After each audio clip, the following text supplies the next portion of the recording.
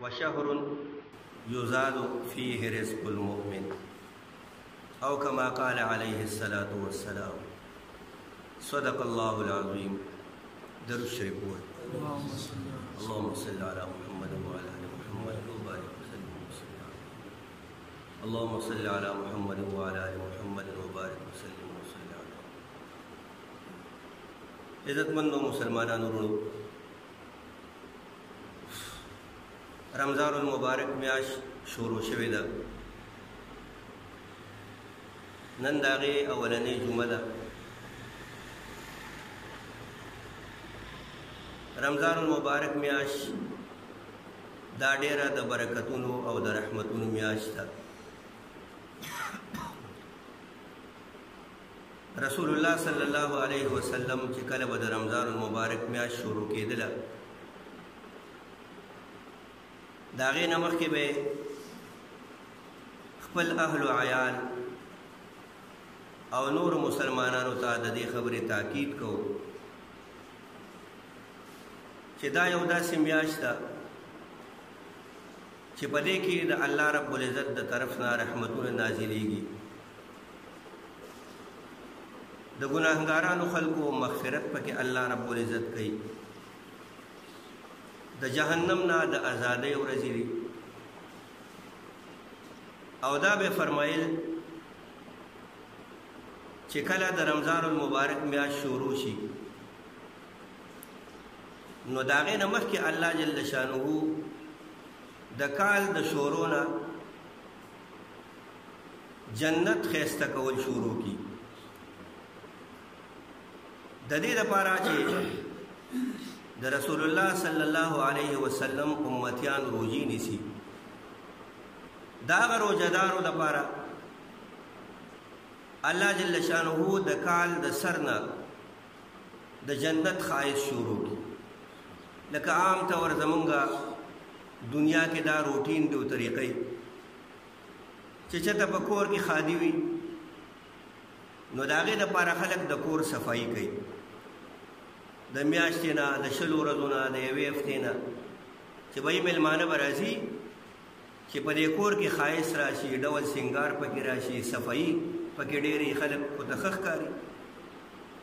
دغه رنګې اکثر په دې جوماتونو کې چې د اخترونو ورځې راشي یا د روژې ورځې راشي، نو د جوماتونو صفایي خلک کوي، د دې لپاره چې په هغې کې ناسته ښکلې ښکاري او صفایي وشي، خلکو له په هغې کې ناسته مزه ورکوي.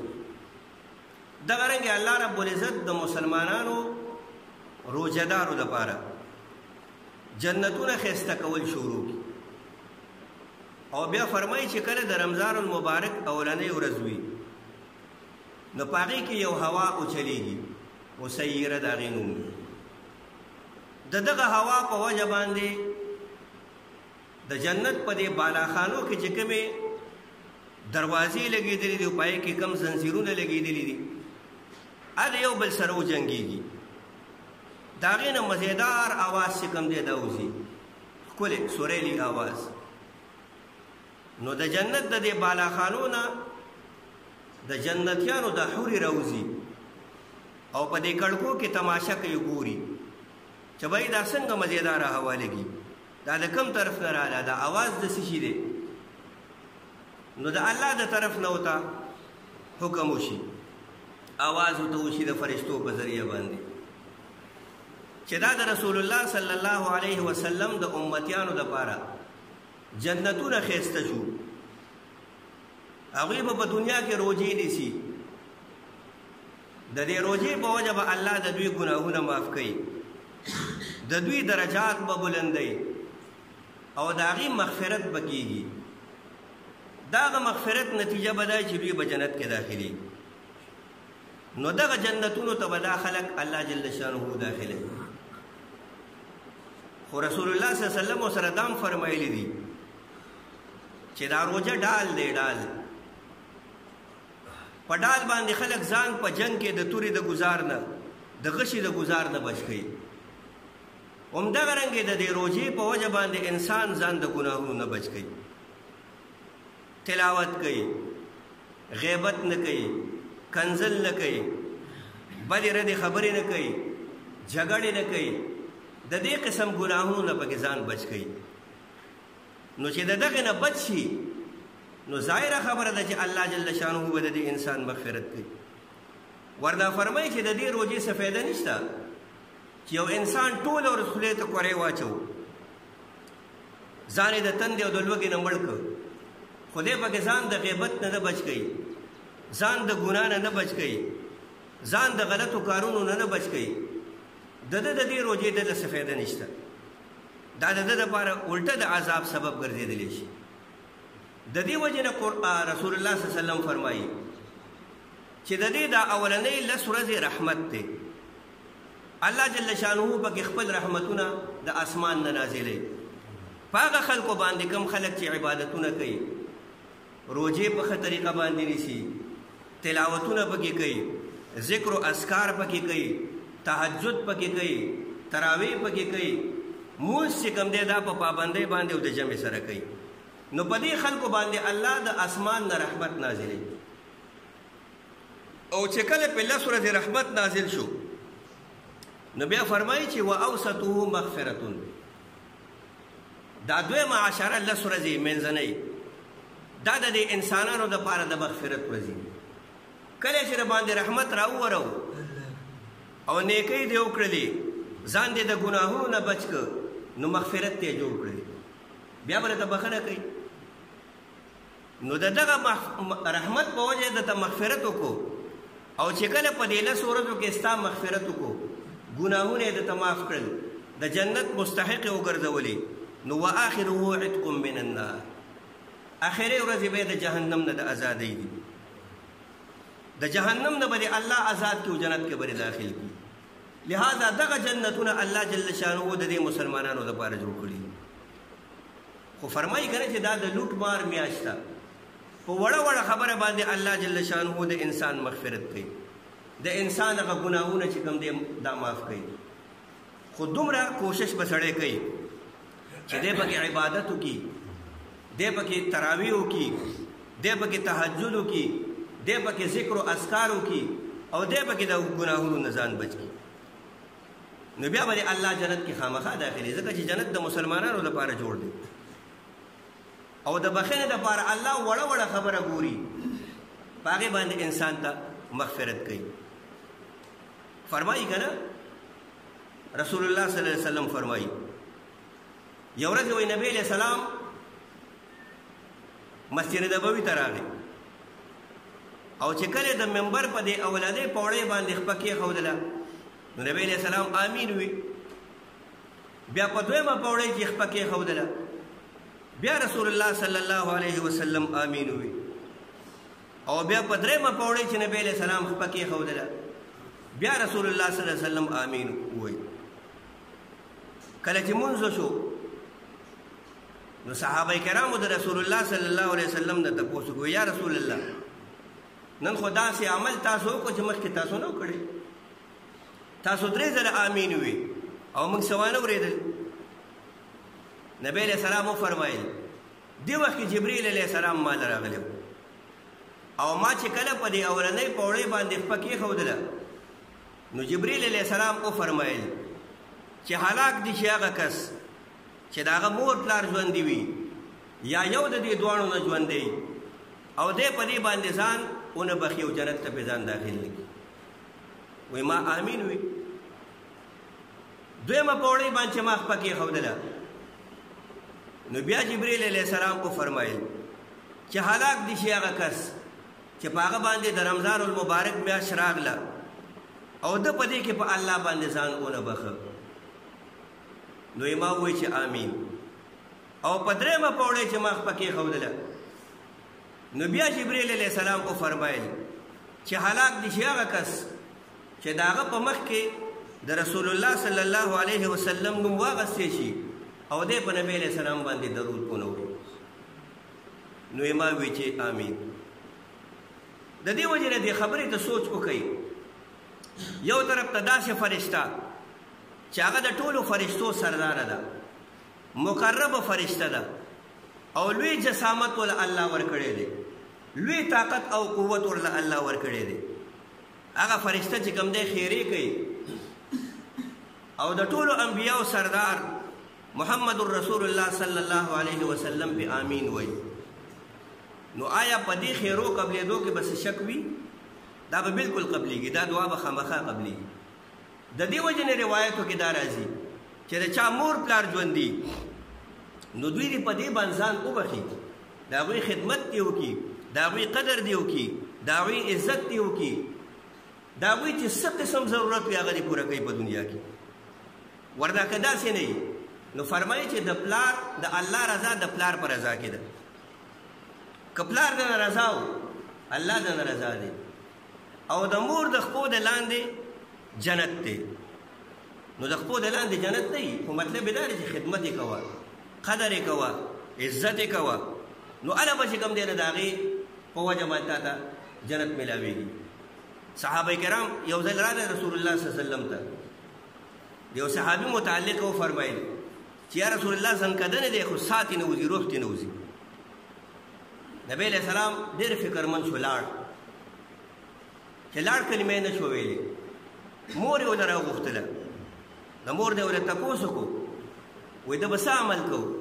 وی یا رسول الله ده به ټوله شپه عبادت کوو، ټوله ورځ به چې کوم دی روژه نیوله، او ډېر نیک سړی دی، خو زما خبره نه مني، د ښځې خبره مني او زما خبره نه مني.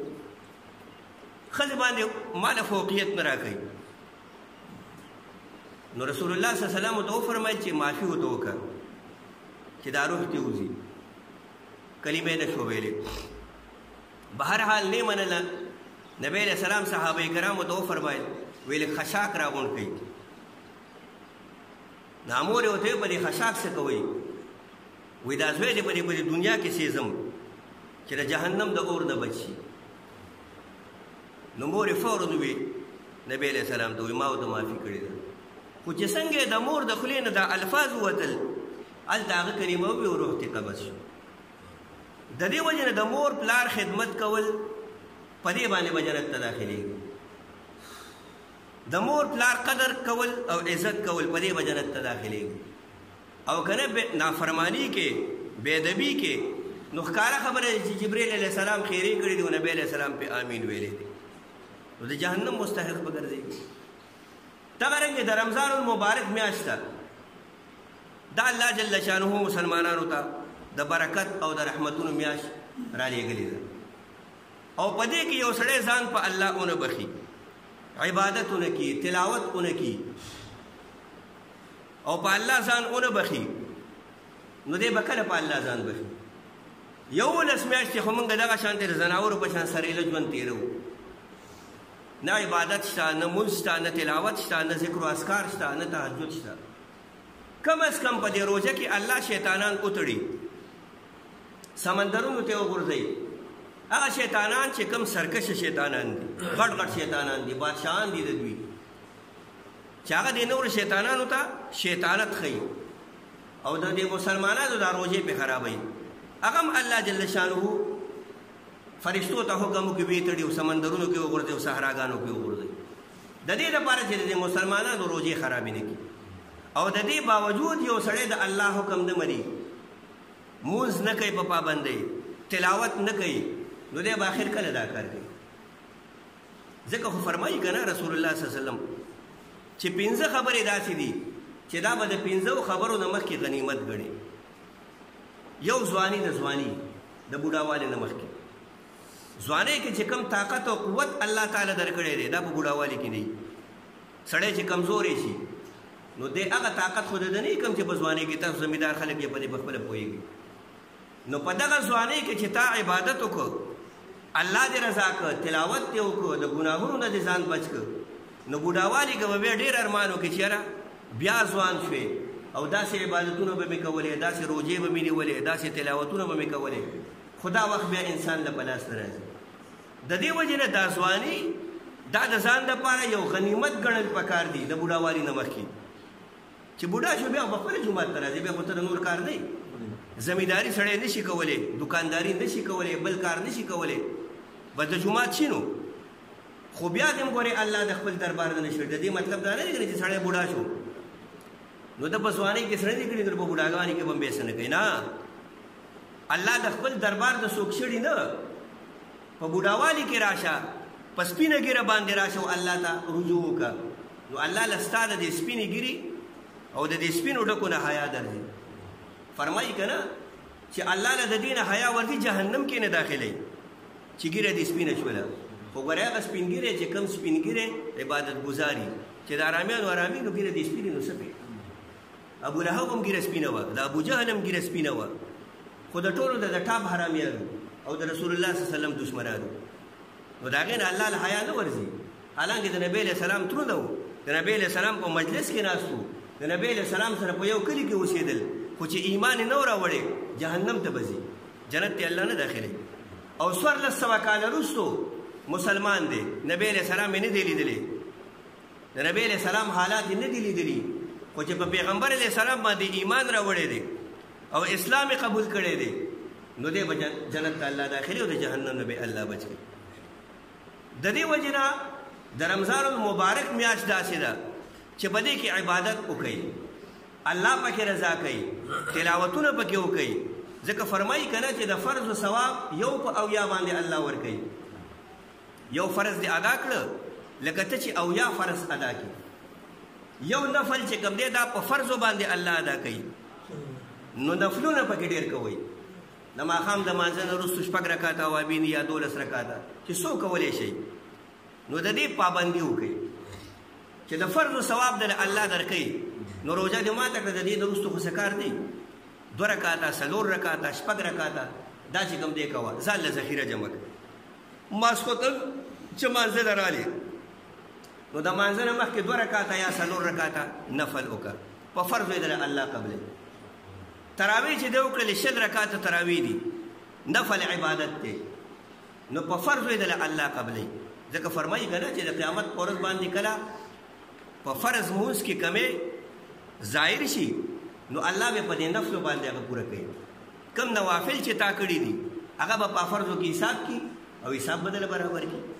د دې وجې نه نوافل ډېر کول او بیا چې کله تراویح وکړي نو کوشش کوه چې تهجد له وختي پاسه پېشمني له خو موږ هسې هم پاسو خوراک څښاک کوو څه به خورو د ورځې روژۍ لوږه تندی نو د هغې لپاره د طاقت لپاره به څه خورې ځکه چې فرمایي که نه چې په دې کې برکت دی د پېشمني په خوراک کې برکت دی. ورنه دغه وخت چې څوک راپاسي سړي ته چېرته څه کېږي بلکل چې کوم دی د سړي موډ خراب وي. خو دومره ده چې پیغمبر علیه السلام فرمایي چې په دې کې برکت دی خوراک به خامخا کې په نهره روژه چې کوم دی نیول دا صحیح خبره نه ده خامخا به څه خورې. نو چې پېشمني ته راپاسېدلې نو خوراک څښاک دی وکړه جومات ته راشه تهجد وکړه 2 رکعاته 4 رکعاته 6 رکعاته 10 رکعاته 12 رکعاته چې څومره کولی شي نوافل کوه. ځکه فرمایي رسول الله صلی الله علیه وسلم چې د قبر رڼا ده د تهجد په مانځه کې پرته ده. څوک چې د تهجد لمونځ کوي نو د ده په قبر کې به الله جل شانه د ته رڼا راولي او بیا دله د دغه نفل و ثواب الله د فرضو برابر درکوي. نو د دې وجې نه نوافلو له زور ورکول. دغه رنګې د روژه ماتي په ټایم کې الله جل شانه دعا قبلوي د روژه ماتي په ټایم کې. نو دغه وخت کې د دې خبرې اهتمام کوئ چې بھئی اذان کېږي د اذان نه مخکې 4-5 منټه مخکې دسترخوان ته کښېنه کور کښېنې جومات کې کښېنې اوږدې دعاګانې کوه د ځان دپاره کوه د مور پلار دپاره کوه د اولاد دپاره کوه د ټولو مسلمانانو دپاره کوه. ځکه رسول الله صلی الله علیه وسلم فرمایي چې په دعا کې بخل مه کوئ دې کې کنجوسي مه کوئ هر چاته دعا کوئ. یو سړی ستا دشمن هم دی دعا ورته کوئ. او تاسو که څوک چې تحج نه عمرې له تلي هلته چې سړی لاړ شي یقین وکړئ هلته د دعا نه څوک د چا نه پاتې کېږي نه. دا څومره علاقه چې دا څومره یاران دوستان چې دا به راته الله داسې مخې ته راولي ته به سکرین دته لګېدلی دی. څومره متعلقین چې دي یاران دوستان خپل خپلوان ګاونډیان مقتدیان ټول به دې الله مخې ته کړي. نو کوه ورته دعا ستا په دعا کې څه کمی خو نه راځي الله به تعالی په دې ځان له اجر درکوي. نو د دې وجې نه په دعاګانو کې بخل مه کوئ. دغه ټایم کې اکثر که ستاسو خیال دا ماشومان ډېر روانې کوي دا د غېږې ماشومان یا د لوبو ټوپو دا ماشومان نو مور پلارو ته په خیرو باندې شروع کړي. نو د الله پیغمبر فرمایي چې دعاګانې کوئ. موږ اکثر په خیرو باندې را زنانه شروع خو خدای دې میراث کو، خدای دې صلوات کو، خدای دې داسې که نه. دا خو ماشومان دي کوي به ورانې، چې ماشومان ورانې نه کوي دا خو بیا ماشوم نه شو. د دې وجې نه که ماشومان ورانې کوي کار څه کوي کوي به خو تاسو به دعاګانو له زور ورکوئ. دې کې دعا قبلیږي چې څه قسم دعا غواړي الله یې قبلوي. خدا پکې شرط دی ګورې چې حرام دې په خېټه کې پراته نه وي. که حرام دې په خېټه کې پراته وي بیا دې الله دعا نه قبلوي. څلوېښت ورځې دې عبادت نه قبلیږي چې یوه لقمه د حرامو دې په خېټه کې پرته وي، یوه لقمه، یوه نوړی. نو چې بیا هر څه دې حرام نو څنګه به دې دعا الله قبوله کړي؟ اکثر موږ وایو نه بهی موږ دعاګانې کوو الله یې نه قبلوي. نو څنګه به قبوله شي؟ زموږ هر څیز حرام دی، د حلالو پکې څه تمیز نه کوو، د حرامو تمیز نه کوو، نو دعا به څنګه قبوله شي؟ د دې وجې نه د روژه ماتي په ټایم کې دعاګانې کول دا د ځان فایده ده او د قوم فایده ده، د هر چا لپاره فایده ده. نو دغه وخت کې دعا کول د هر چا لپاره. او رسول الله صلی الله علیه وسلم فرمایي چې د روژه ماتي په ټایم کې الله جل شانه د هر روژه ماتي په ټایم کې 10 لاکه کسانو داسو خلکو ته چې هغې باندې د جهنم حکم شوی الله ولا ازادي ورکوي، مغفرت کوي د هر روژه ماتي په ټایم کې. او بیا د اختر په شپه باندې چې څومره په ټولو روژه ماتو کې خلکو ته مغفرت کړي د هغې ډبل او دوچن الله جل شانه مسلمانانو ته مغفرت کوي، بخښنه ورته کوي. نو د دې وجې نه د روژه ماتي په ټایم کې احتیاط کول. دا نقشې لګېدلې د موږ سره بله نقشه مو زه به ځان سره راوړم خو رانه هېره شوله. وړې نقشې موږ د دې رمضان المبارک دپاره زمونږ مولوي صاحب یو شاګرد دی هغه چاپ کړي دي. نو هغه که څوک راله نو ځان له هغه راواخلي دغه بیټک کې پرتې دي جومات کې، هغې ته ګورئ او د هغې مطابق چې کوم دی اذان کوئ، د هغې مطابق چې کوم دی روژه دا ماتوئ. که اذان اورئ که نه اورئ خو چې ټایم پوره شو نو بیا روژه ماتوه. پای کې بیا څه ګناه نشته دی. ګینې چې ته اذان ته ناست وي، اذان خو د مانځه دپاره دی، د روژه ماتي دپاره خو نه دی. خو به هر حال زموږ په علاقو کې دا دستور دی او طریقه ده چې موږ د جومات اذان ته غوږ ږدو چې بهی اذان وشو نو بس روژه مو ماتوو. اوس که تا اذان وانه اورېده نو ته بس کم وخته پورې ناست یې. د دې وجې نه ټایم ته ګورئ، ګړی چې کوم دی په خپل ټایم باندې برابر ساتئ. او چې کله د روژه ماتي ټایم شو فوراً چې کوم دی بیا روژه ماتوو. تاخیر بیا په روژه ماتي کې دا ښه خبره نه ده، جایز نه وي. دغه رنګې د سحر په ټایم کې په هغه نقشه کې چې کوم دی خپل ټایم ورکړی دی 15 منټه د هغې نه مخکې چې کوم دی روژه بندوئ، 15 منټه مخکې. او رسول الله صلی الله علیه وسلم فرمایي چې تاسو کله پیشمرۍ کوئ نو په اخري وخت کې کوئ. 1 بجه او 12 بجې مه پاسه. مثلا په باندې په 4 باندې غالبا نن سبا یا 19 منټه یا 20 منټه د پاسه باندې اذان سبا کېږي. د دغې نه 1 ګنټه مخکې یا 15 پاوه مخکې یا 3 پاوه مخکې چې کوم دی نو دا خوراک څښاک کوه. اخري ټایم کې چې تا خوراک څښاک وکړ نو ټوله ورځ به تا کې طاقت او قوت موجود وي. نو په دغه وخت کې لږ احتیاط په دې باندې پکاري چې روژه درنه خرابه نه شي. او بیا د مانځه د روژه ماتې چې کله روژه بنده شي نو د هغې نه پس بیا وده کېږئ، مه بس جومات ته راځئ، تلاوتونه کوئ. فرمایي چې په 1 په 10 باندې واخله تر د 100 پورې الله جل شانه نیکۍ ورکوي انسان ته. 1 په 10 باندې نه واخله تر د 100 درجو پورې الله چې کوم دی تعالی په یوه نیکۍ باندې اجرونه او ثوابونه درکوي. او د روژې متعلق الله فرمایي چې الصوم لي وانا اجزي به، روژه زما لپاره ده او د دې اجر به زه په خپله باندې ورکوم. نو چې الله جل شانه د قیامت په ورځ تعالی په خپله اجر درکوي نو دا ډېره د سعادتمندۍ خبره ده او ډېره د خوشحالۍ خبره ده. نو دغه روژه په دې کې احتیاط پکار دی، په دې کې د الله عبادت پکار دی، په دې کې تلاوت پکار دی، په یو حرف باندې او په یو لفظ باندې د الله په سوونو دې کوي درکوي، په سوونو. نو تلاوتونه پکې ډېر کوئ ځکه قرآن کې الله فرمایي شهر رمضان الذي انزل فيه القرآن. الله جل شانه دا قرآن په دې رمضان المبارک کې نازل کړی دی او د دې مناسبت د روژې سره ډېر دی. نبی علیہ السلام په رمضان المبارک کې تلاوت کوو او دغه رنګې صحابه کرامو، تابعینو، تبع تابعینو، اولیاء او بزرګانو هغوی به په روژه کې ډېر زیات تلاوت کوي. نو تلاوتونه پکې ډېر کوئ، ذکر و اذکار پکې ډېر کوئ، استغفار پکې ډېر غواړئ او د خپلو ګناهونو مغفرت دا د الله نه وغواړئ چې الله جل شانه په هغې باندې موږ ټولو خلکو ته گناهونه معاف کی او الله راته مغفرت وکي او الله جل شانه مونږه د جهنم نه بچ کی او جنت کې هم داخل کی. واخر دعوانا ان الحمد لله رب العالمين. ربنا تقبل منا انك انت السميع العليم. ربنا لا تؤاخذنا ان نسينا واخطانا